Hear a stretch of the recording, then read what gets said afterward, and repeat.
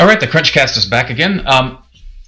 Today we have Barry Michael Collins. Let me adjust this camera here. Barry is most recently a little bit in the news for Ashen Rift. Is that how you say it? The Kickstarter? Yeah, that is correct. Yep, Ashen Rift. So you just had the Ashen Rift Kickstarter. But before we get into that, let's kind of explain who you are to the people. I've known Barry for, God, ever. Early modding days of like Quake and such, Polycount, before it was Polycount. Yep. I've worked with Barry on projects, but I'll let you use your words. Go ahead. Okay, well, what, to explain where I came from, how I came to be? Sure. I mean, people like to know, like, oh, hey, how'd you get into games? Yeah, so I was super obsessed with Warhammer for years and years, and I wanted to make a Warhammer mod for Quake 2 or Quake 1 or something like that. And with everything I'd kind of dabbled in, I kind of started piecing it together and made 3D models, and eventually connected with more people on Q2 PMP, which eventually became Polycount. Yeah, you made some plug-and-play models, right? Yeah, I made some in some way. That was the thing back then. People made plug-in player models for Quake 2 or Unreal Tournament.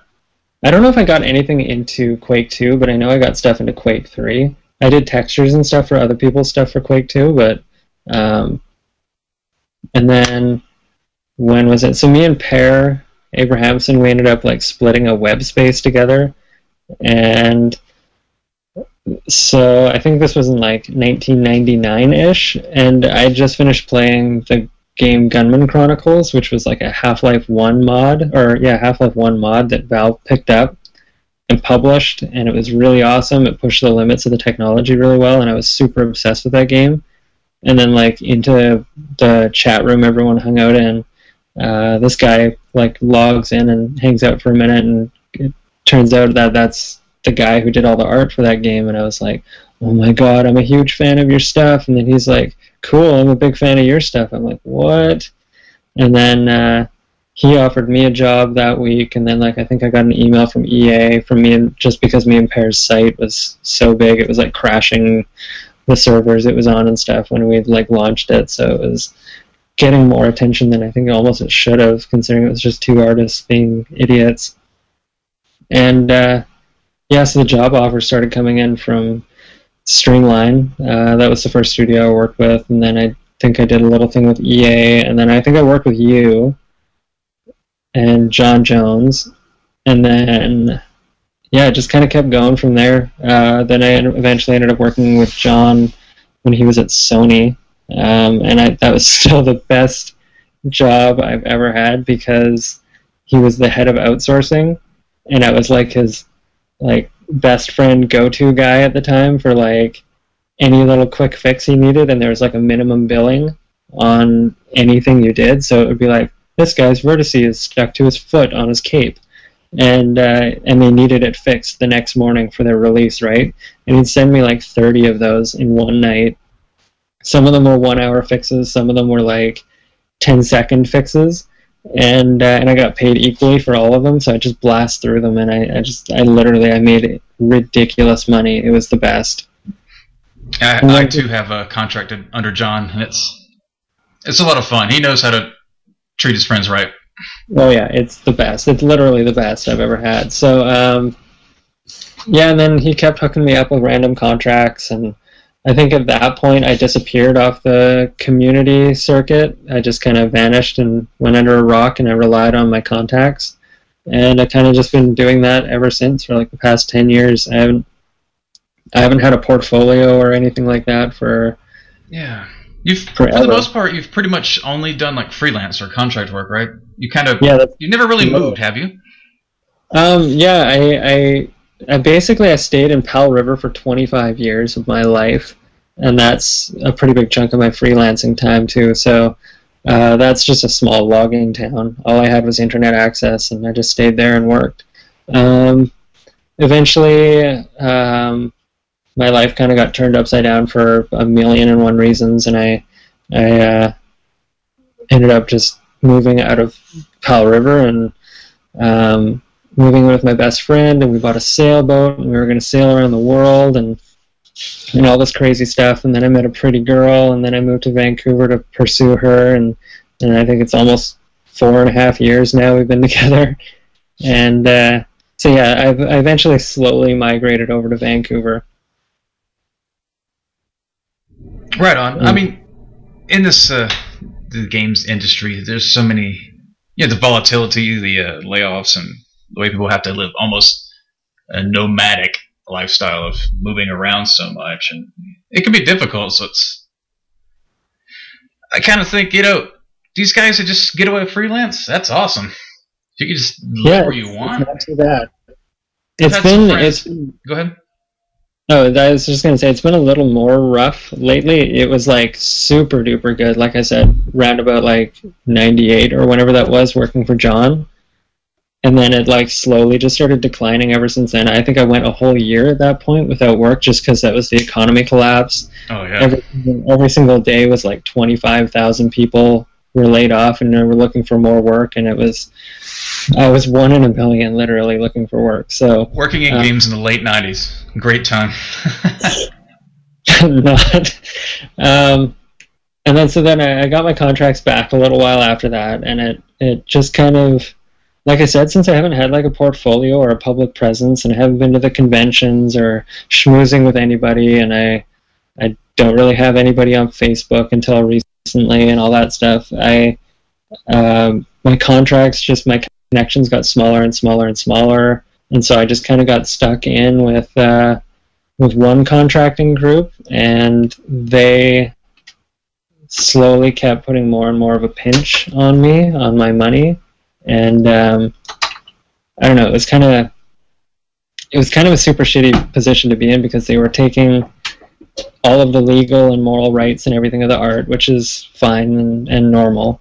But they were putting me under an extreme non-disclosure agreement where I couldn't talk about my involvement, and I wouldn't get credited, and all that. So there I am sitting there with a 3-year non-disclosure agreement where I can't even show myself off anymore to anybody or talk about my involvement. Legal game dev is so weird, man. There's no sense in any of that. Yeah. Most of the NDAs people sign, there's just no sense. Oh, there's this big crazy contract because you textured a car. Who cares? Yeah, exactly. Oh no, what are you working on? It's this game, it's a sequel is coming, or just some shit no one cares about. Like, most NDAs in games are so pointless. God. Yeah, and it was screwing me over, because all of a sudden there I was, this guy who was working on amazing games. We were actually just talking about the game that I worked on, which I legally cannot say what it is publicly, and how you didn't like the last half of it, etc., etc. So how does it end? Pardon? I said, so how does it end? Yeah, and so basically I started getting more and more screwed, can't show myself off, can't get more contracts, and then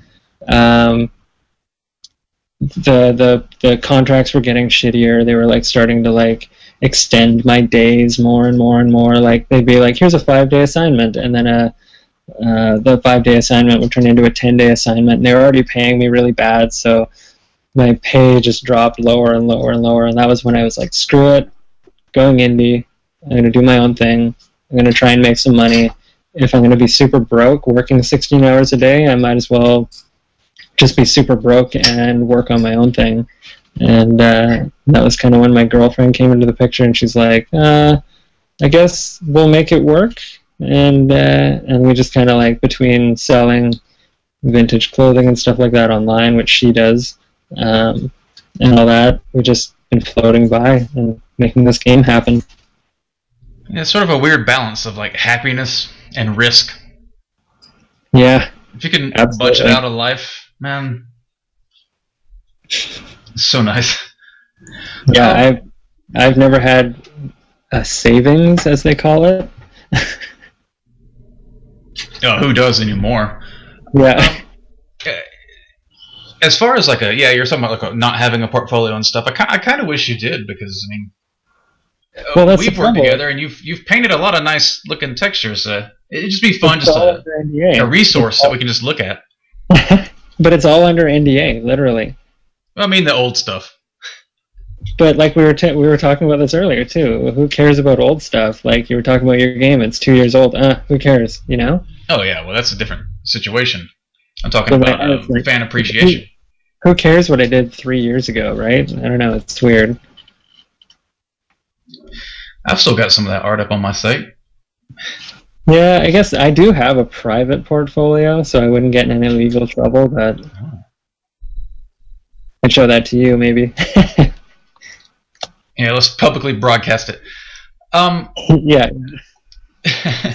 So most recently, and more interestingly, maybe for people that have kind of been following a little bit of game news, was your Kickstarter project. Yeah, your own thing, the Ashen Rift, A Man and His Dog. Is that right? Yeah, that is correct. A lot of people are really interested in this kind of concept of, okay, Kickstarter. It was popular. It really boomed, I would say, a couple years ago when a lot of people were jumping on, and then a lot of things were failing, and then people were like, all right, this is like whatever, but it's kind of balanced out now. It seems like there's a lot of stuff on there that's like whatever, but there's a lot of good projects, things that are getting funded. What's kind of the process for starting the whole thing? Like, how did you go about it? And looking into like the way the concept works is you don't just say, "Hey, fund my thing." You got to have the branched. I don't know what's the word. Not prizes. What's the word they use? Or pledge packages, or packages, stretch goals, thing like that. How did you approach all that? At first, like half of the campaign, I kept my stretch goals and stuff like that up, but then, and I made a few big mistakes. Like, I treated I said I wanted $45,000, which is what I wanted, but you always hope for a lot more in the back of your head, and I treated it like it could be a bigger campaign. So I had the stretch goals, which spoke to me of being greedy. I had such large numbers of early bird packages that don't relate to a $45,000 goal. So it was like a slightly confusing message there, which is one mistake I made for sure. I will say, in general, I felt that your goal was like, as in, I see a lot of these crazy people, they start these Kickstarters up for some like game that, they're not even good at it, but they'll have hundreds of thousands of dollars. But yours was only 45, around there. Yeah, 45,000 Canadian, so like 40,000 US. Yeah. That's as far as Kickstarters go. That was very reasonable. I like that. Yeah, it was super mellow because I have pretty low expenses since I split my costs with my girlfriend. So, I think if I was to live with like no goodies, no treats, no not a few motorcycles insured, and no expenses, not buying cool stuff all the time, just living like a super mellow. A few less Fabergé eggs. Yeah, it would be like $1,000 a month. I think would cut it for like all of my bills and just getting by and eating. So it's super mellow on expenses, and I figured that could translate really well because like I made most of what you see in that demo on the Kickstarter. I made that in 2.5 months. So I think if I had 10 months to just sit down, which is like very little money by comparison to what a lot of other projects would need to get that much content done, I figure I could just sit down for 10 months, hammer it all out, and keep going, and get and if it got any bigger, I'd be able to hire on extra people or get more help from other people. But really, I kind of wanted to get beyond the like $10,000 that I'd need to just get from point A to point B. I wanted to get more so I could pay my like sound guy and my voice actor and stuff like that, because it's a pretty involved process for them, and I feel like a bit of a dick for not having put money in their hands yet because they did such a good job. It'd be really nice to get my musician guy. He's like he's beyond talented, but he's like, I think he's doing telemarketing or something right now, and it's just like one of those things. So I'm just trying to like get an extra $10,000 on top to just help maybe make them go part-time on their day jobs and be able to do some of the things they enjoy, something creative. Yeah, it's like the dream, right? To be able to pay your friends to work for you while you just kind of chill at your house making your game. Yeah, it'd be so good. It's like, I think maybe around 10 years ago or so, I had that little outsourcing studio for a while. And at one point, I had like, I think we were putting out like $50,000 of contracts like every month worth of work. And so we were like hiring down to like 5 people full time. And when I was like 10 years ago, when I was like 20 years old, I was like super egotistical and like, oh man, I'm so cool, I've got employees, and like I took it all the wrong way. But thinking back on it now, I miss that so much. I miss the idea of like handing someone even just $500 and like how big an impact that can make on someone's life.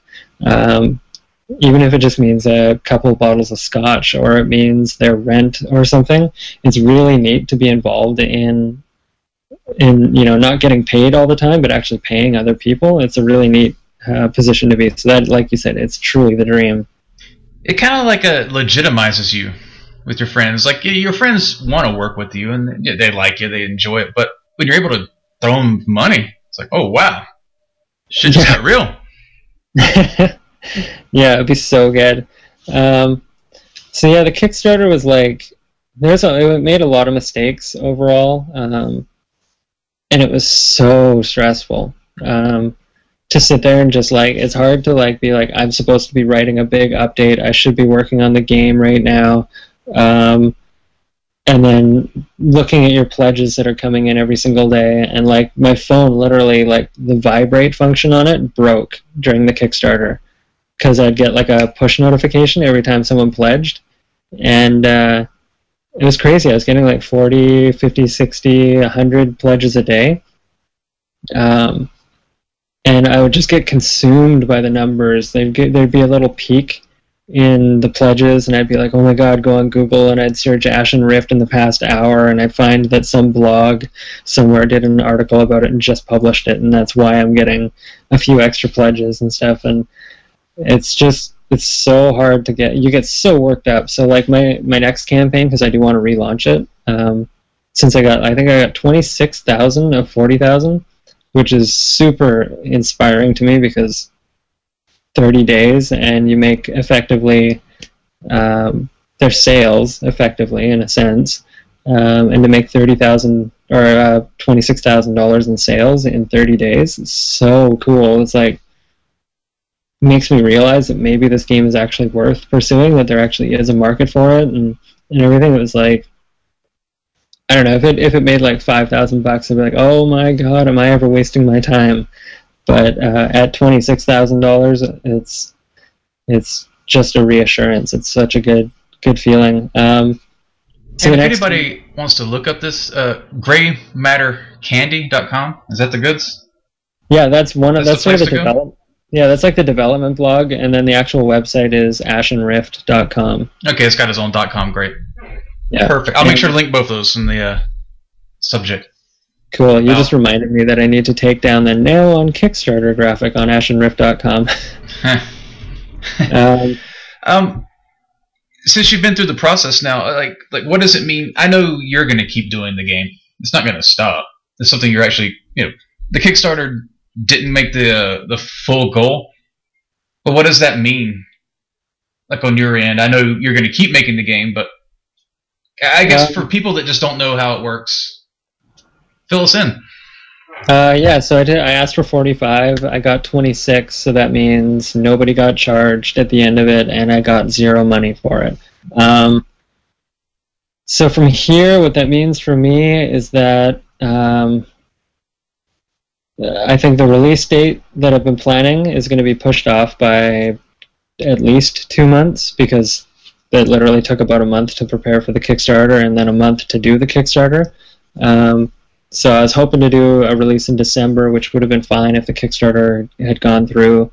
But it's going to delay the release of the actual game, and then in the meantime, I can't pay my buddies, and I'm going to be floating by on my girlfriend a little bit more. I'll be floating by on what I have, those sorts of things. So it's like a, just super lean way of living in the meantime.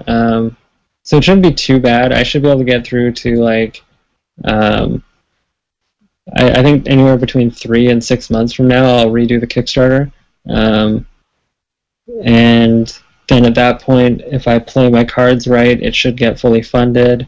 I'll ask for a little less money at that point because I'll be closer to the end of the production, and I won't need as much, but at the same rate, if it got more backers, that would be fantastic. It would mean more money for the musician, like I said, or the voice actors and stuff. So for me, though, I just kind of legitimized the whole project. Even failing it was still like, I don't know, everybody knows about the project now. It was on Kotaku, it was on Joystick, and... Oh yeah, it got plenty of heat. I remember like Romero tweeting it and stuff like that. Yeah, it got a lot of news. That's... Yeah, I mean, it was a pretty good situation. It's just unfortunate it didn't get the full funding.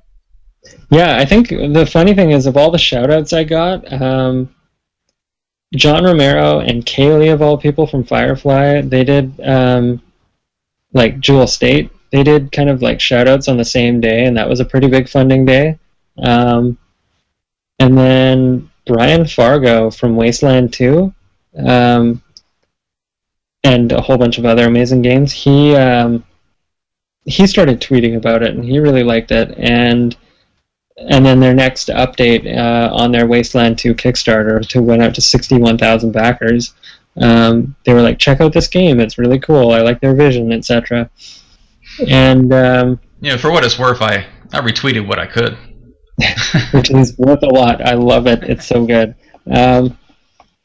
And that was literally the biggest funding day, was when Brian Fargo did his little mention, because he's post-apocalyptic, right? He is that demographic. There couldn't have been a more focused person to have mentioned my game, except for maybe John Romero. But for whatever reason, I guess Brian Fargo's Kickstarter went directly to his backers, right?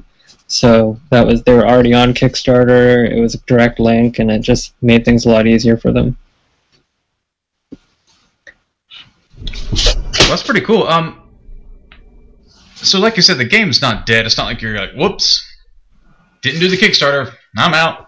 You're actually, it's going to keep going. What's the future hold beyond the really cool gifts you had on the Kickstarter, which I really like. If you haven't seen the site, you should go to that Ashen Rift. I always pronounced it with a T for some reason, but it's Ashen, A-S-H-E-N, Rift. Oh, really? I get those. Yeah, for some reason I always put a T in there. I don't know why. I'm like an idiot. But I really like the animated gifs you had, the big widescreen, like a slow pan over a scene, then it just loop. Oh yeah. Those are really cool. I thought that was a nice thing. But again, back to the actual question. Where do you go from here with the project? From here, it's gonna be, I'm gonna just put my nose down and keep working on it. I'll push and push and push until I think it's polished enough to show again, like a new angle on the game. Rather than try and describe, oh, this game's going to be cool and it's going to do this, I'm just going to show it. And then from there, I've been working with Sony, or talking with Sony about getting it on PlayStation 4. I'm a part of the ID at Xbox, so it should get on Xbox One as well after launch. And from there, as soon as the Kickstarter's finished, I'll also be launching the Humble store, or Humble widgets, because what they do is they provide like a widget you can put on your website, and that'll basically be pre-orders for people who missed out on the Kickstarter, and get beta access and all that stuff. And I'm going to wait till I actually have a beta, so that when people pledge and when people purchase, they actually get something right away. And then from there, I'm going to just try and I'm going to get it on Steam as well. Typically, the any projects that succeed on Kickstarter, they universally they get greenlit at the same time. So instead of being on the greenlight project section, I'll have my beta ready, and I'll actually put it on the real Steam greenlight. So from there, yeah, I'm just going to try and hit every major platform possible. And there's a small chance I might do like a Kickstarter in December or something like that, right at the end of the year, and be like, I need $7,000, and that would be for working on the PlayStation 4 port and making sure everything works perfectly for it, like super small goals within the game, get that crowdfunded, and that sort of thing is also an option, but I'm kind of just thinking about it. I don't know if I'll actually do that or not.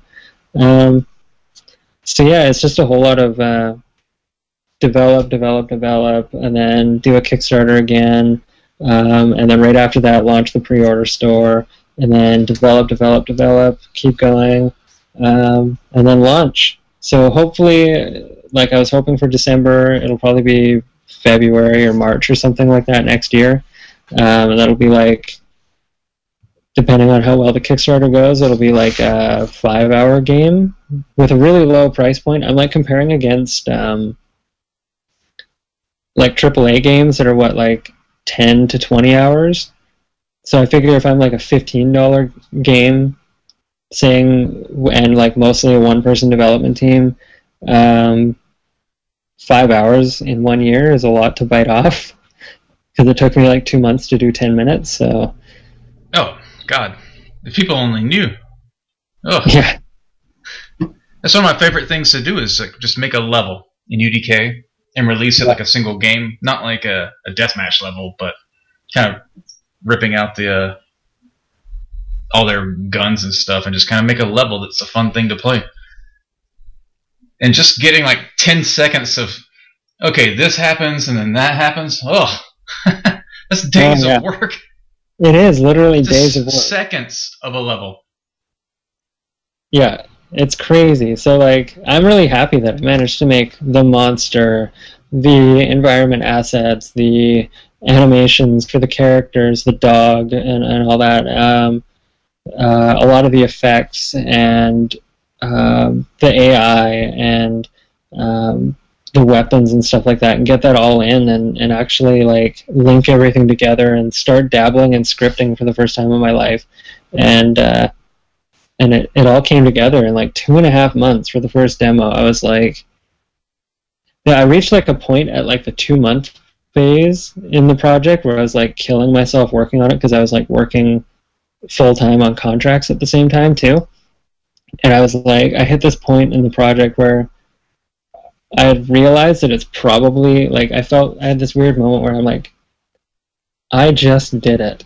This is like that point where the project went from like a whole bunch of things, like a gun that works and a dog that could follow and like all these things, to all of a sudden it was like all the major elements. The enemies were shooting. I was walking around in a world where you could kill monsters and they could kill you, and the dog would growl when the monsters would get near, and they would make sounds that would alert you that they're there. There's scripted voice acting in the level and stuff like that, and it just started to like, the art was still semi-temporary throughout the whole thing, but I was walking around and I'm like, oh my god, this is actually happening, because I've only ever done like art production for other people, and then they go in and they do the rest of it, right? So it was like, when your actual mechanics work, you're like, what's going on? I'm in a game. Yeah, it was nice. Crazy.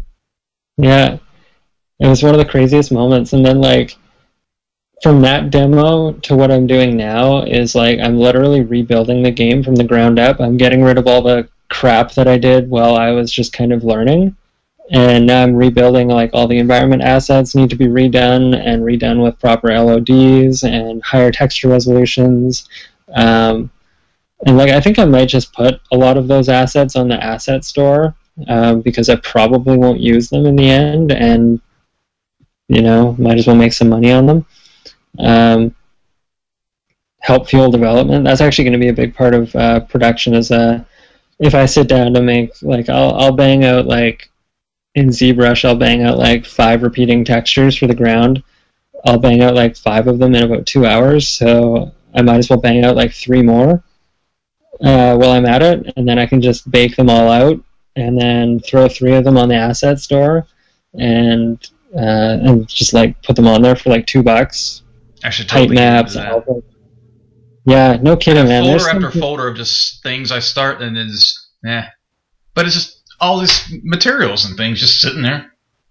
Yeah, you should absolutely do like a huge pack or something like that, because there's people out there, and granted their art is fantastic, but they're making like hundreds of thousands of dollars a year. It's insane.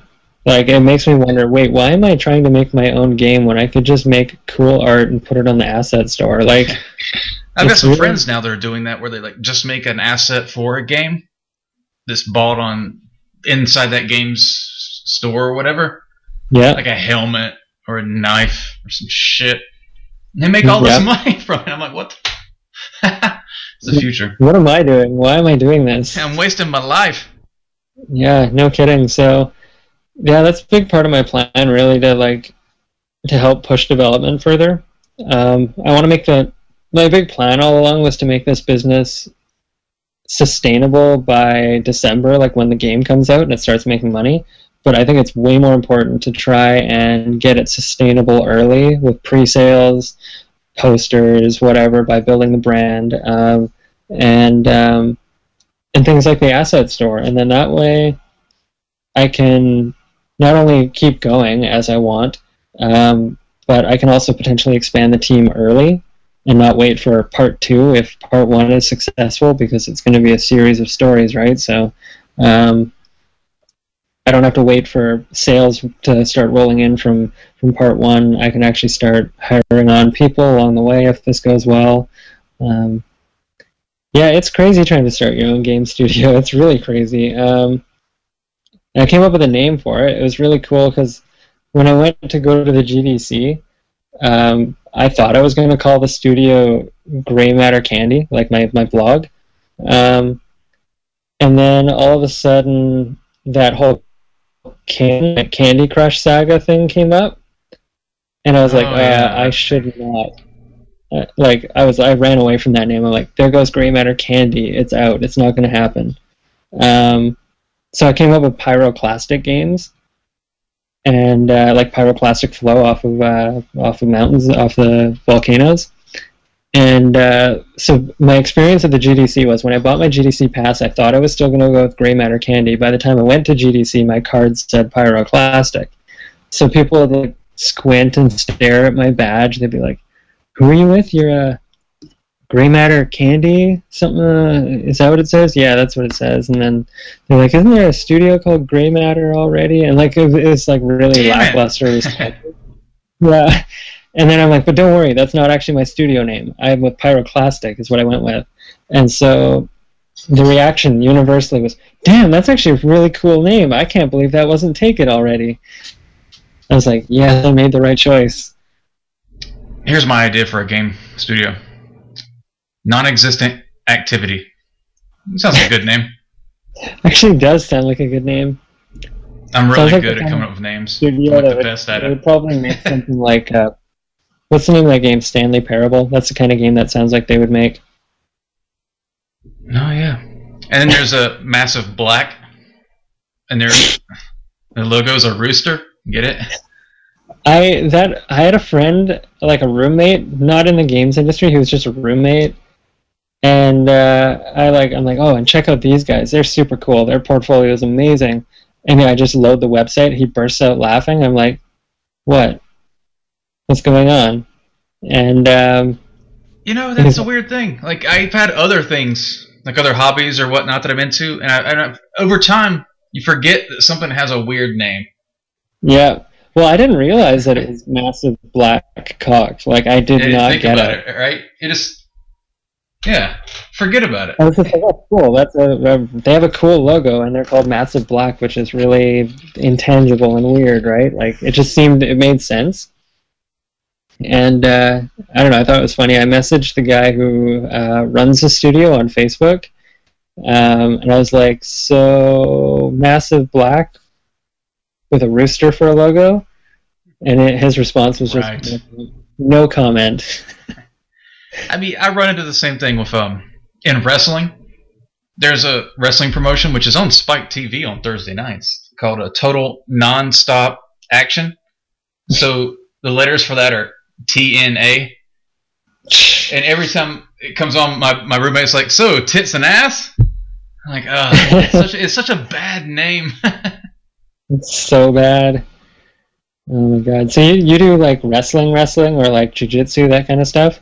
Yeah, actually, for a few years, actually back when I was at Mythic in Virginia, I did the full training and had matches for a few years. It's a lot of fun, but way too brutal. But yeah, I've done a lot of martial arts over like when I was a kid, I did the karate, and then I saw UFC 1 and said, "Oh, this is what real martial arts are." Okay. Yeah.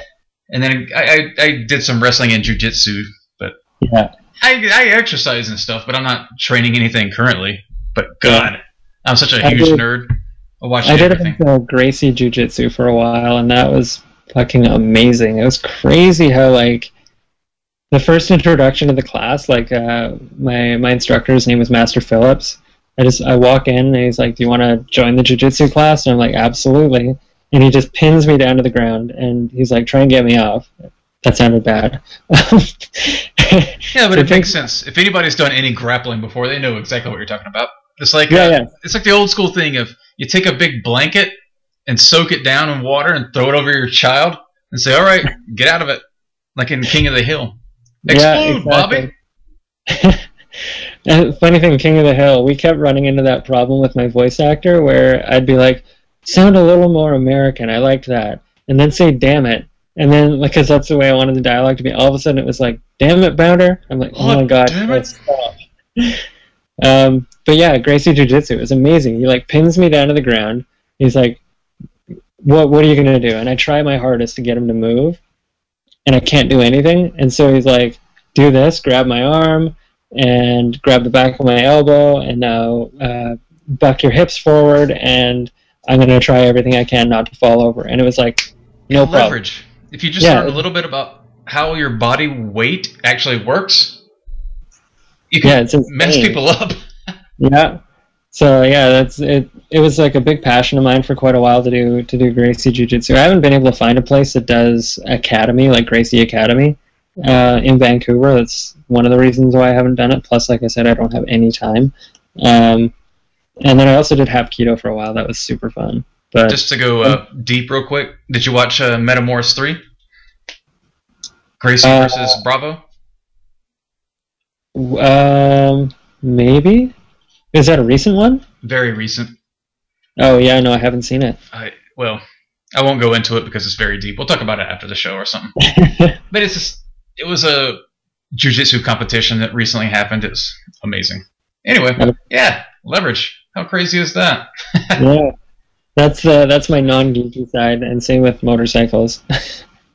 In our wrestling school, there were a few of us that actually knew a little bit about legit wrestling and grappling and stuff, and they would use this in drills. Say, we're doing like a kick-out drill, where someone lays on the mat, and everybody lines up, and they pin them, and they kick out. And you just do it over and over and over. The idea is to build conditioning. Absolutely. Yes, the whole idea is that. But the trainer would be standing in the corner, and every once in a while he'd say to one of us, he'd say like shoot, as in go legit. And we'd put a legit wrestling pin on them and have them just like kick out and kick out and kick out, but they couldn't get out. That's crazy. One of my memories that was so much fun was when you legit hold somebody. I don't know. Silliness. That was my favorite thing with like my roommate at the time. He was like, he's super advanced in Gracie Jiu-Jitsu, and I'd learn a brand new technique, and it would come time to training, but he had learned something from like the master cycle, which was crazy and was the counter to what I was doing, but you were kind of in the low levels, you were taught that there was no real counters to it. So I'd be like going through my routine, doing the same thing, like you said, conditioning, repeat, and then all of a sudden it wouldn't work. I'm like, what's going on? What am I doing wrong? And he's like, nothing. He like shifted his hip slightly, and all of a sudden, nothing worked. Like, it's crazy. It's so subtle. Just those little subtle changes. Like, you throw a triangle on somebody, no big deal, but then you like push your hips up, and it's like they're dying. Yeah, the little things like a heel hook. When you put your foot on their hips to really get that pushing leverage, it's like little things. Yeah. Take it from this is no problem to oh god, I'm dying. Yeah, it's crazy. Oh, now I want to get back into jiu-jitsu. It's been so long. Yeah, it's a really good time for martial arts too. I mean, there's UFC is hot, but that was hot years ago. It's still hot, but there's all these other little promotions like Bellator is on every week on Spike, and there's a World Series of Fighting, which is on one of the NBC like not MSM, one of those other. There's just so much on TV now. Glory kickboxing is on TV. Yeah. 20 years ago, there was no martial arts on TV. Now it's like a regular series. It's a beautiful thing. Best he got was like Bruce Lee. Oh yeah, like when I was a kid growing up, there was like some offshoot UHF channel that had a like Kung Fu Saturday mornings, and it would show like a block of 3 hours of just Kung Fu movies. So good. And thank God martial arts like really like with UFC when they made martial arts legit. Before then, people were believing in things like flying through the air and fucking like old masters that have these special techniques. No, they're not. They're all terrible old guys that can't fight and never fall. Yeah. Like okay, who's the real martial arts masters? The people that competed and won in full contact tournaments, and everybody else was bullshit. Yeah, exactly. It was pretty crazy how that changed the whole landscape. People believed in fucking people flying through the air and stuff, and then all that was just debunked. It was done overnight. It was like Hoist Gracie just like plowed through fucking everybody in that. It was a little guy just choked out everybody. Yeah, and then like the ref wouldn't pay attention, and he'd punch him in the face a few more times. I mean, I don't know how much of I figure you know about it with the Gracies and all. Hoist was chosen because he was smaller than one of the other Gracies. They were going to put in. They could have just mauled everyone. They're like, no, let's take the little guy, and then he'll show everyone. Then it'll really put the martial art over. Yeah, it was crazy. It was so crazy because you watch like guys come in doing like the 100 hand slap, like sumo wrestlers and stuff, and he just like kick them over, choke them out, done. It was crazy. It was dope that it finally happened. Somebody said, let's get all the martial arts together and just go. It was the Gracies. Yeah, they were just. I think the Gracies started UFC just for that sake. It was they were. I don't want to mess up the history, but I know they were a major player. They came, part of like coming up with the design of the octagon and all that stuff. Oh, crazy! I think even if it wasn't, I would say that UFC 1 was a commercial for Gracie Jiu-Jitsu, and rightfully so. Oh yeah, absolutely. It's changed enough now that Gracie Jiu-Jitsu alone isn't the best thing in the world, but it's super duper crazy. Oh yeah. I remember back in the day, like when it was nothing but like those crappy martial arts movies, like oh my god, I don't even remember any of the names of them at this point. But do you remember Pear, like Pear 128? Yes. I think he runs 3 Point Studios now. He and my brother and me were super into these like really bad but really amazing and like messed up movies from like China and Japan and stuff that were like 1 second they were comical, 1 second they were super duper dramatic and everyone's crying and dying, and then 2 seconds later it's wire fu, and then 2 seconds later it's humor again, but like stupid humor, and like the movies were schizophrenic. They didn't know what they were supposed to be, and we would like mail each other crappy movies from like Norway to Canada and then Canada to Norway repeatedly. It was so good. Did you ever see Ricky O? The story of Ricky? No, but I really want to see it. I've heard about it. Someone told me about it. It's just Sounds so good. It's a silly movie about a guy who's great shape, kind of a Bruce Lee looking dude, just like ripped to shreds, martial artist, and he goes to some prison and kills everyone in the most brutal fashion. It's a silly, stupid movie. I used to have it on VHS tape. I have to see this.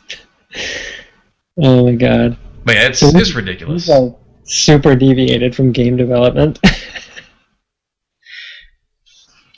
You know, one way to look at martial arts, like to take it back to games, it's really cool when you see somebody who's like a character artist that understands a little bit about, I guess, martial arts or real fighting, and they do a character that's supposed to be a martial arts fighter or whatever, but they actually have the muscles in the right place instead of just making a bodybuilder. Yeah, exactly. Yeah, that's cool. God, you've been making characters forever. I'm trying to think. What would you say is like when you're making a character, someone says, "Okay, make this," and it's kind of a clean slate, right? Like you got a nice fresh canvas, and they're kind of letting you be yourself, like as a character artist or just artist in general. What would you say? Okay, I'm just gonna make this thing, or like an armor for a guy, or whatever you want to call it. Like this is what you want to make, and you just start making it. What do you go for? Like, what do you just like to make? If it's like a human in like normal clothing kind of thing, I really try and focus on the actual garments themselves at this point, like the actual wrinkles, the seams, the stitching, the fabric style, everything like that. Because 90% of your character is covered in clothing, so you might as well get that right. It seems like those little technical details are something that it seems like a lot of the best artists go after first. Just like get this nice material out of the way to make sure it's right, it's accurate, it's done. Now I can just and everything else goes together. And if it's like armor or something like that, I'm gonna go for the gnarliest Kenneth Scott looking over the top pipe sticking out and curling around, and just the most my mind just instantly goes to like Doom 3 and Quake 3 and stuff like that, right? I just want to get like the shiniest, most haggard looking armor possible. And then for what's the other aspect? For monsters and stuff, again, I just kind of go for straight up Kenneth Scott as much as possible. And then I want to like push the art style itself a little more towards painters I really like. J.C. Landecker, for example. I don't see a lot of art that really has the kind of abstracted shapes and like I don't really know how to explain it. Like he'll turn hair into what looks like a bizarre sculpture that could barely be hair, but you totally get it on seeing it. And he's really good with things like bounce light and all that stuff. So just trying to take all my favorite artists and blend it all together as much as possible. I was reading a tweet from Gavin the other day, or maybe it was an article that he'd written, and it was all about how you really need to get like study fashion history and textiles and get the start to understand how clothing works, because it's such a big part of every single character. So if you don't know how a garment's constructed, how are you going to construct one in 3D, right? And if you don't know anything about fashion history, then your character is going to turn out looking like Elizabeth. Like the first Elizabeth was like completely out of place for that era, fashion history wise. But I understand why they altered it for the gaming community. But the second Elizabeth they did for the more recent BioShock, that one was actually based on true 1950s clothing, and that actually came across. So it's amazing how much a difference you can get in communicating something. Like my girlfriend's all about fashion history. She gagged and wanted to barf when she saw the first Elizabeth, but was like, actually, that's not too bad. That's actually an accurate 1950s outfit for the new one, right? So it's amazing the kind of difference literally just understanding a little bit about clothing construction can do for people. I was actually talking about this with my girlfriend the other day and saying that if there's schools for teaching you how to do character art, they should teach you how to do fashion technicals. Like my girlfriend graduated for fashion design, and so she knows how to do all the technicals where you outline where the stitch lines go and all that stuff. And how to construct and how to size and everything, make patterns. And I completely agree with her opinion that every single character artist should go through a small fashion illustration, technical design creation program, because without that, you don't know how to make your clothing look accurate. You know, I couldn't agree more. I mean, as far as me, I mostly do environments and stuff like that. But one of my favorite books is a book that's all it has is the technical construction of every style of home in certain areas over certain years.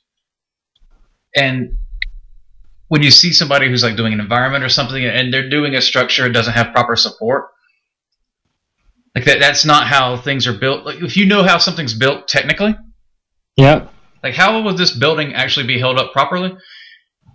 As long as you can model that much of it, it's gonna look right. It's the same way, like you said, with clothes. Even if you just give the impression that there is realistic architectural elements in there, it'll make all the difference. It's such a huge thing. Like I have a sewing machine, and I know a little bit about it, but I don't use it at all. The technicals behind actually making clothes is very difficult. Yeah. If you don't model it right, it's just going to look like, oh, look, this cloth this person draped over this thing. This monster that they called a woman. Just looks and the more you know about clothing, the more you know about character design at that point, because again, that's half of your character design or more. Actually, all of it, other than the fact that they are in fact a human and do in fact have a face, which is pretty basic.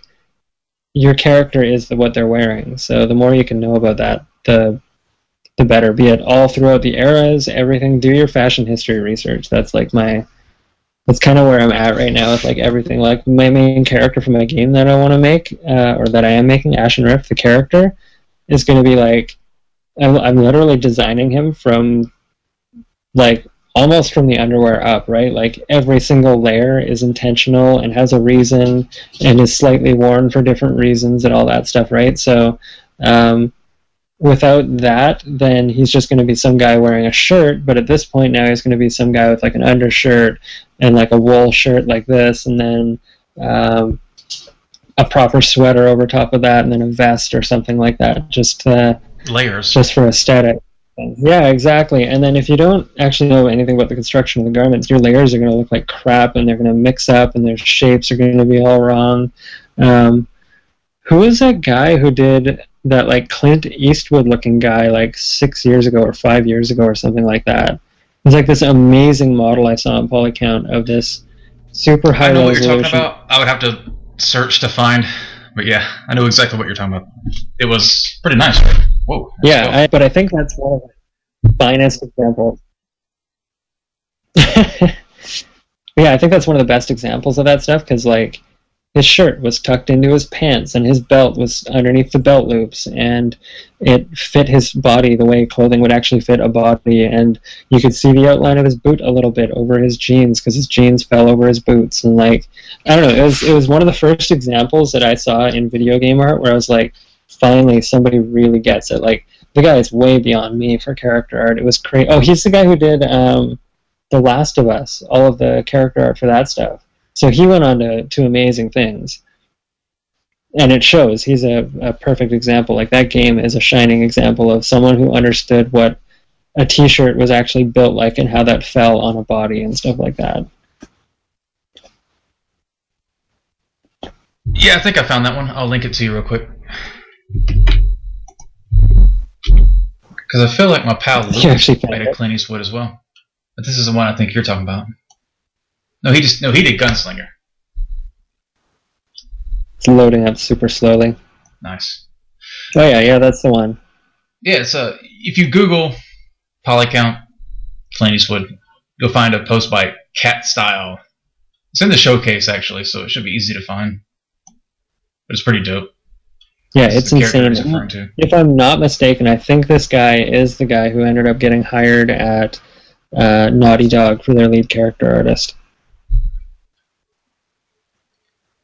I always feel bad when I don't have all the info on someone. Like I didn't look it up first. Just randomly Google it. Yeah, this is phenomenal. This is truly insane. Just looking at this now, it's like... I'll make sure and put that link in the comments. Or not comments, but subject or whatever the hell. Yep.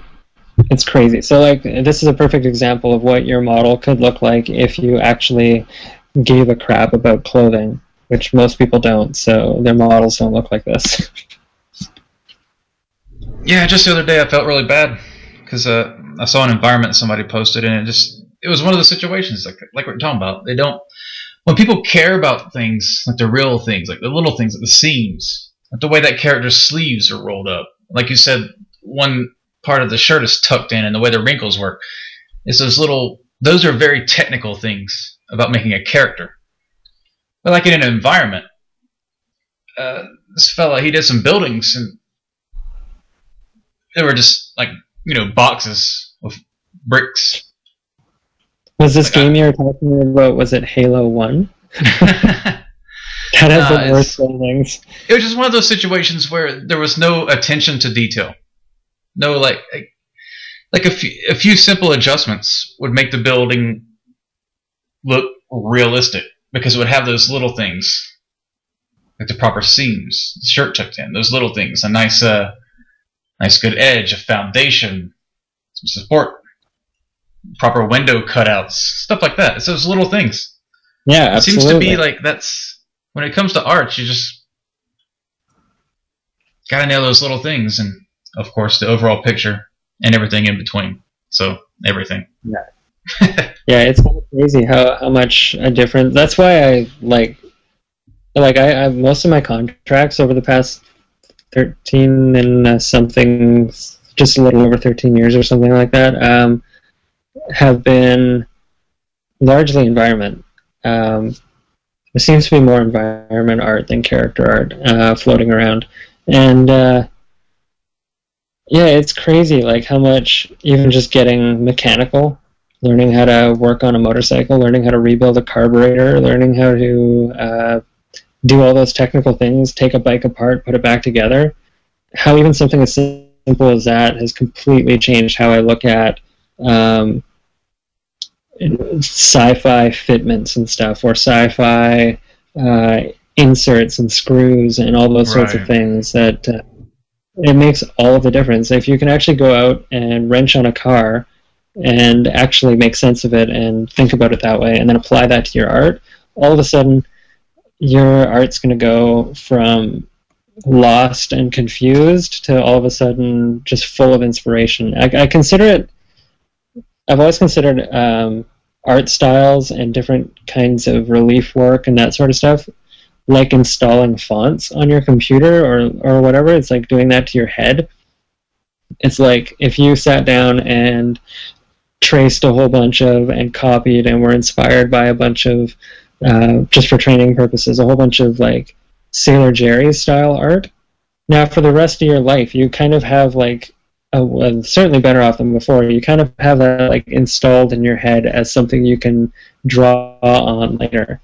So if you practice doing some mechanical stuff like model out a carburetor and every single little piece inside of it, all of a sudden you've got a repertoire of like that installed font in the back of your head. You've got this like repertoire of like details and inserts and fitments and the way it all like little gaskets and how much of a difference that can make, and making sure that when you have a screw go in there's actually space for it to go out the other side and all that stuff. And that will take you from, again, just confused mess to brilliant stuff like Tor, I think is his name. I've been looking at his stuff. Is that the correct pronunciation? I don't really know. Tor Frick? Yeah, man. His stuff, the stuff he's been posting on his blog right now is He's constantly updating with some new amazing scene. It's like, what's going on with your life? Holy shit. He just updated with a new one from UE4. Some sci-fi scene. It's ridiculous. Sadly, you just went so slow that I can't actually hear what you're saying. Yeah, we had a weird little internet thing there. You actually froze up over here. I was just saying how cool Tool Fricker was. If I said that name right, sorry. You sound like the Portal song. You're like auto-tuned, and I don't understand what you're saying. It's pretty great. That's cool. How about now? Because you sound fine to me. Alright. Oh, maybe you're back. Are you back? Yeah, I'm fine. How about you? Okay, there we go. Okay. Yeah, I can hear you. Alright, I'll just mark that moment and maybe cut it out or something. Yeah. Yeah, I missed everything you said about Tor. Oh, I was just saying how cool he was. Yeah, that stuff, like the Unreal 4 stuff he's posting, is literally, it's blowing my mind. It's kind of just like that other guy's character, the gunslinger, is like the perfect example of what I'm talking about, or anybody from The Last of Us about clothing.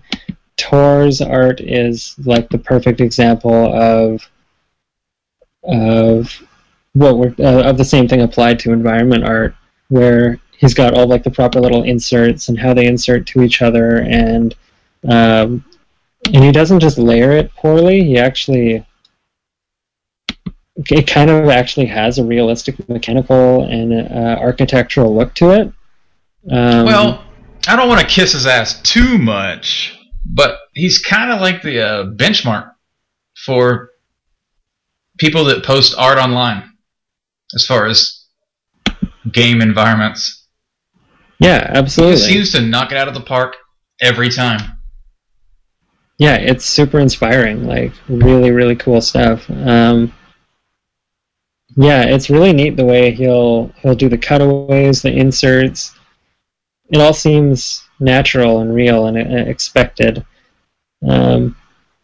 which sadly is something you don't really see a whole lot of in the games industry. You do in some productions, but you don't really usually see that out of a single artist. It usually requires having a really cool concept artist who manages to knock it out of the park for you, and then you just make it look properly, like make it look right in a game, right? So I think it's really neat that he's able to. He's obviously got a pretty in-depth understanding of perhaps architecture, or perhaps just has a really good feel for it or something, but those are one in a million. If you want to be like him, try and study what he does, study mechanical design, do some mechanic work. It'll help. Yeah, he uses reference. He actually looks at things that's a weird idea. And then makes them. Yeah. You can find his blog at Snefer, SNEFER.blogspot.se. But I'll link that in the subject or whatever. But yeah, his blog is ridiculous. He's got all these crazy mechanical things he's doing.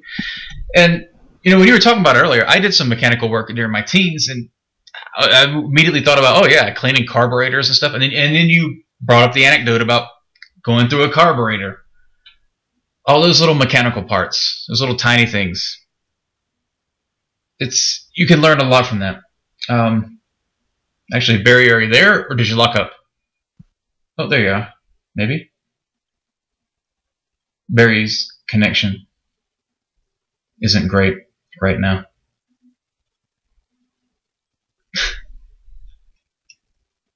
There we go. Should I? No, I got it. You good? Yeah. Okay, you're back. So it was just my Wi-Fi for whatever reason. It decided to switch Wi-Fi. So you were going to say something. Oh no, I'm done. Oh well, I didn't hear it. So okay, cool.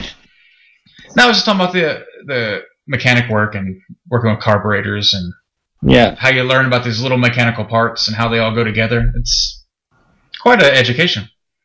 Yeah, absolutely. It'll change your life if you want to be a an environment artist or anything like that. And get obsessed if you want to be an doing anything in fantasy. Get obsessed with, just like I said, with if you want to do character art, get obsessed with fashion history. If you want to be doing environment art, get obsessed with old houses, heritage homes, and just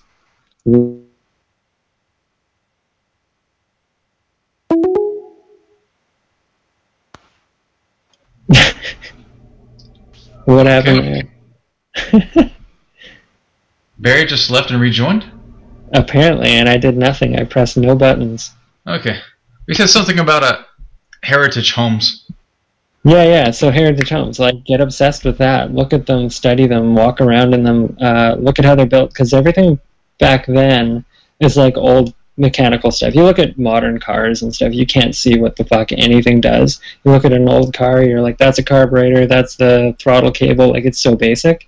Go to an old heritage home, look around it, and get used to the different eras. Try and identify a 20s house versus a 1910 house. And the second you can start to actually spot those things, again, like I was saying, like as if you're installing a font in the back of your head, you all of a sudden have resources to draw on. The next time you want to make someone's house in a video game, all of a sudden it's so full of character. It doesn't look like an apartment. It's not super boring. It's got pre-existing actual real life elements in it, like 1910 dental work across the top of some of the crown molding or something like that, right? It'll make all the difference.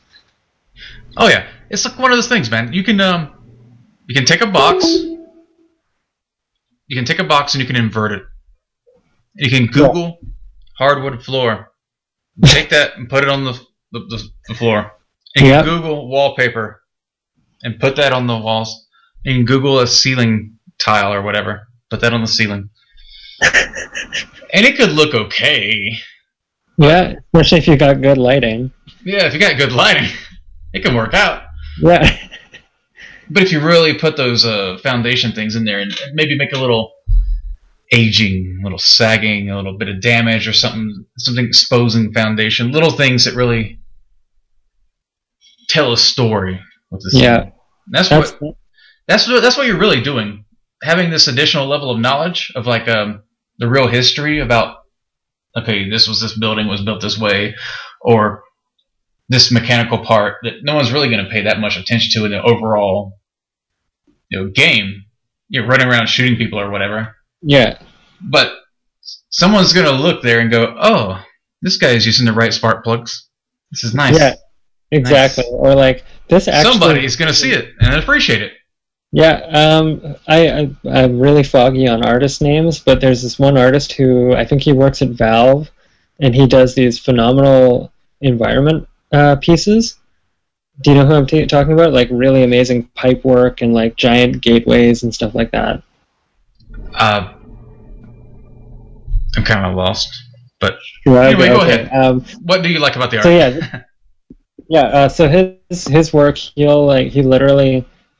understands what an actual like car transmission looks like. Maybe he's not mechanical, but he at least Googled it, and he like integrated sections in some of his work that actually look exactly like a car transmission, but if you are not exactly, but it's close enough that to the point that when you look at it, you're like, that definitely looks like it has a function. That it doesn't need to be like even to the degree of that guy's using the right spark plugs, but maybe you're like, oh, that's probably supposed to be something like a spark plug. Like if you start to get the details, if you can start to speak the language of mechanical design, people will instantly understand that, oh, that's a hydraulic line, as opposed to, cool, that thing's got pipes. Like there's a big difference. Yeah, I think just kind of thinking about all this stuff, a way to simplify it, almost oversimplify it, is just look at human anatomy. Whenever someone's making a character and their anatomy isn't right, they got like giant pecs or like weird abs all over the place. Yeah. People really love to mess up the abdominal area. Or I'll tell you what, if you're a character artist, you know why? Because they don't have abs. You can't make a good looking back. Like the back and the hamstrings kill most people that are trying to become character artists. They have no idea what a back looks like. But when you're messing up that Yep. it's simple. It's human anatomy. It's your body. You can feel it. You can You can look up pictures of muscles. It's the most simple thing that. Yeah. Oh, we're talking about like understanding how the internal combustion engine works over here. That's a little bit advanced, but when it comes to people, Jesus, anatomy is the most obvious example of this. Yeah, it's so lacking. It's crazy. I found. Oh my god, I'm so bad with names. What's his don't worry name? about the details. Just go with the concept. Anyway, cool artist guy. Used to do comics like The Thing and stuff. I think John Jones worked with the guy.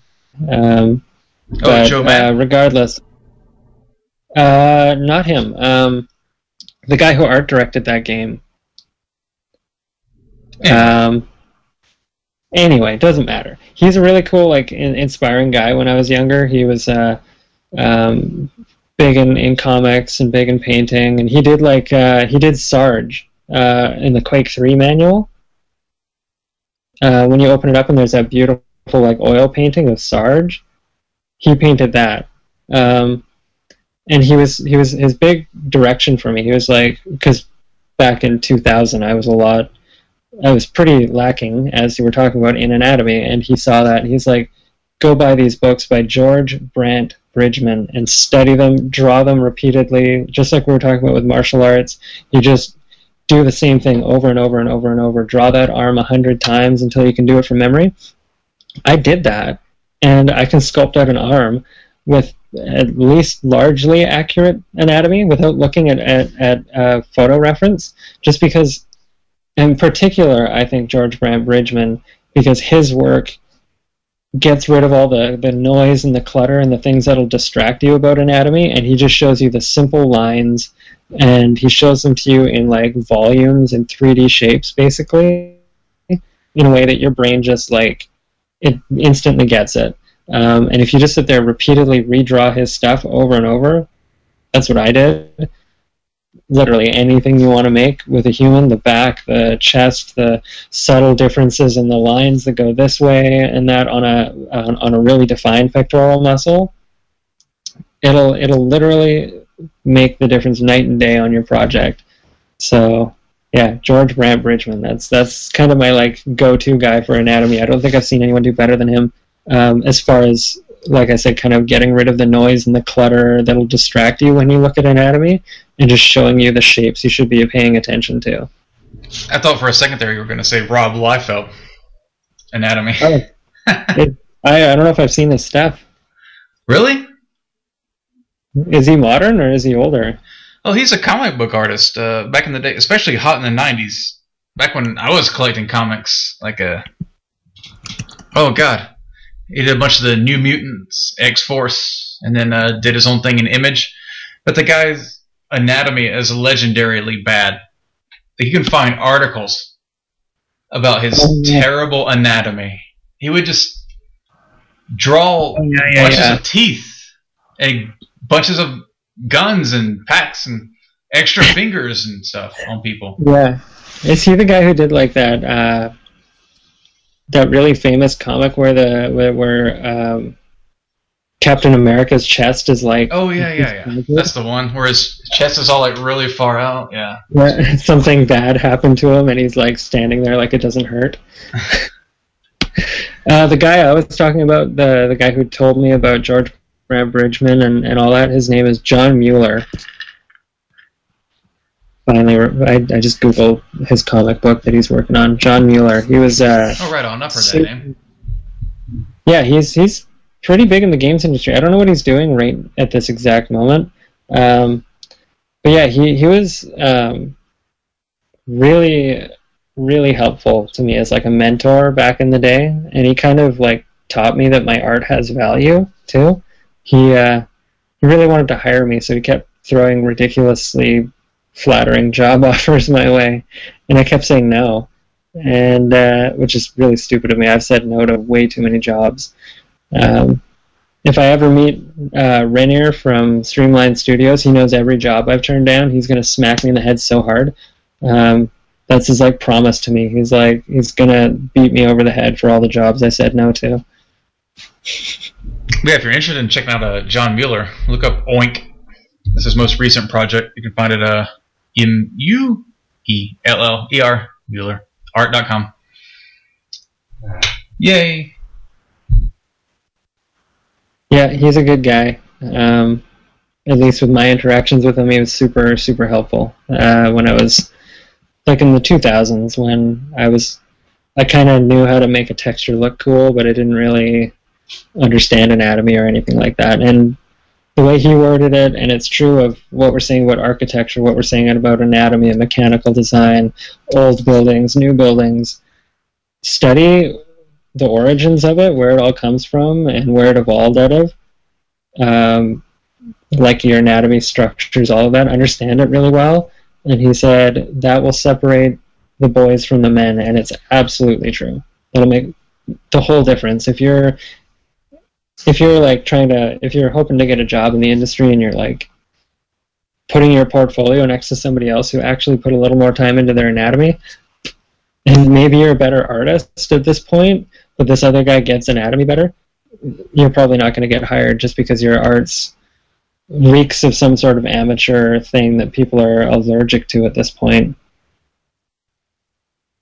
Yeah, it's kind of like what you're saying. Like when you're young, you just draw what's cool. You don't really think about it. You don't put any thought into why you're doing it. You're just like, this looks cool, making that. Yeah. But it was all about Warhammer when I was younger, so it was like, that stuff lacks anatomy so bad. That's like the worst stuff if you're trying to get good anatomy. It's so bad. Oh yeah, it's like I thought I was going to be a comic book artist as a kid, and so many of these comic books anatomies are just ridiculous or silly. Yeah, everything's kind of over the top. And it's like you're saying, no one paid attention to proper fashion. You're just drawing like bands and things on people. Like, oh, and here's a shirt. It's like a line. Yeah, exactly. If you get like, I don't know, some cool, like, it's like the difference between like, oh, I'm just going to make a pipe because I want this to look mechanical versus I'm going to put a hydraulic line here and an air and a compressor and proper all of a sudden your design goes from, yeah, I get it, you want it to look mechanical, to, oh my god, that's got actual function, that looks really cool. And it doesn't even need to like be deadly accurate or anything, but even if you just like hint at the fact that that's an actual hydraulic line or that's an actual hydraulic compressor or anything like that, it knocks it out of the park. That's what makes Tor's stuff look so cool. It's because he's got actual hints of reality in there, which is really neat. You know, one of the things that like I recently replayed Doom 3 just to enjoy the environment art, and it's kind of what you're saying. Like every other room in Doom 3, because their environments had to be tight and small thanks to the engine and the way the lighting worked. But every other room had like these crazy mechanical things that were moving around. Like you can't really explain. Like okay, here's this thing where it brings up this canister and it rotates it and it blasts it with energy and then it goes to the floor and then they loop it. Or like that was crazy. I love that. Every other room is like this. Like okay, here's this room where after a few seconds of this cool sound effect, this thing shoots a beam into the wall and it rotates. Yeah. Every other room's like that. It's mechanically integrated into a functional way. Yeah, even with like the bricks and stuff that would rotate out and stuff, it was really cool. Like they nailed the architectural stuff or like the sci-fi looking stuff. They nailed that so good. And then literally like when you go into hell and like those bricks rotate away, you know, I can't imagine any other game development studio at that point or even many now really taking the time to actually like realize that's how exactly how bricks work. It sounds so basic, but somebody else would have just, you know, made them shatter in some completely unrealistic way because they don't actually give a shit about what it's made out of. It seems like to us, as we're over-analyzing it as artists and stuff, we're like, oh, it's somebody put all this time into it, but you know, when we're doing something, we wouldn't think anything about it. We would just make it right. Because we know, okay, this is how bricks work, or this is how a carburetor works. So I'm just going to do this. Wouldn't think anything about it. Yeah, it's crazy. Just soak your brain in as much stuff as you possibly can, and then you'll never go wrong. If you know how to make the art, just make your reference in your head that much more expanded, and you're done. You'll be amazing. Yeah, I mean, people say, okay, what's inspiration to you? Like you say, okay, here's a pretty picture that you like. Okay, here's an artist that you like, and that's what inspired you initially. But in the long term, you find yourself, because you're inspired by something, like, okay, this cool picture, this cool car. When you start, you go, I'm just going to draw that car because it's cool. But over time, you want to know, oh, well, how does it work? What's the function? Like when you just look at a picture of a car, okay, what about the weight that are on the axles? And why are the wheels at what point in relative to the rim? Let's say the wheel. What am I talking about? The wheel and the fender. Sorry, I fucked that up bad. But the weight of the car, the way it sits. Yeah. Sometimes people have like a bigger wheel. Those crazy lift kits, those 20-inch rims, all that silliness. I'm talking about like real cars, like the way weight sits on it. Really thinking about how that works. When you're a kid, you're not thinking about that, but when you're, years later, like you're obsessed with these little things. Yeah, it's crazy. It makes all the difference too in the end. It literally will separate the boys from the men. Like, it's like I watched the making of The Last of Us, and they went into details like the fact that snow at the base of a tree melts on one side, I think to the east or something like that. The snow melts at the base of a tree, or maybe it's that, I think maybe it's the whole base of the tree all the way around it. All of the snow melts just because of the energy or something from the tree itself. Moss only grows on one side based on the sun as well. Craziness. But yeah, go ahead. Yeah, and they were super technical about making sure that stuff was in there, and yeah, they've got budget galore, but still, that made for like a beautifully immersive experience that you don't really see. It's kind of, I think, why a lot of games like what's it called, Scale, and a lot of those newer 3D games that have like that real indie kind of like trying something graphical and neat. Why that's actually becoming so feasible is because if you're doing 3D, it kind of sucks if you don't go that extra 10 miles to make sure the snow's melted around a tree. And it starts to look wonky, and it starts to look poor, and it starts to look amateur when you got these amazing shining examples making you look bad. Like like all the guys at Naughty Dog making everybody look like terrible artists. I believe there was an episode of Futurama where it was a simple thing where they just panned to the sky. It was nighttime, and the artist made sure that the actual stars weren't just random stars; they were proper constellations, and then adjusted based on the fact that it was 1,000 years in the future where they would be. Whoa! It's just like silly, and it was like there was no point. It was just a few seconds on the screen, but they did it anyway. That's so cool, yeah. And that's like, but I think that's why a lot of indies now are starting to like abstract their art styles and go flat shaded polygons, right, with no texture whatsoever and that sort of stuff. Because once you start down that path of trying to make things realistic and based on all your inspirations and stuff, you start to get so bogged down, which is part of the problem I'm having with my project, is that I've got this like want for it to be so perfect, but then at the same time I need to crap it out. Like I can't spend more than a day making a shotgun because that's way too much time out of my schedule. So normally I'd take 2 weeks to make a shotgun, right? So it's kind of crazy. Like I made the monster for my game in 2 days. It was in game, from concept sculpt to final sculpt to low poly to bake to texture and rig and animate. It took me 2 days because I just was like, I have to blast through this or my game's never going to happen. That's a weird thing, man. Like, when you're making your own shit, or even in the largest studios I've been at, the iteration process of things. Like there's many times where something is like a major thing has been built or whatever, but then I gotta redo it, and like the night before it's done is the final date. You just redo it. There was levels, you know, in the project that me and you worked together on, that Nano Legends. There was a level that it was just. I feel like it was almost a design for designers kind of thing. It was really complicated, but there was another level that I built that I made in one night because I was like, "Oh, we got to redo this," and it was due tomorrow. And I rebuilt the whole level in one night. Oh man! And it rated in our focus groups as the best level in the game. That's crazy. But it was just a pure fun level. I got no time. Just make it pure fun, and I just made like a tunnel that kind of curved a bit, so it kind of blocked visibility. Yeah. And then it was like a shooting gallery. Monsters would come out and you shoot them.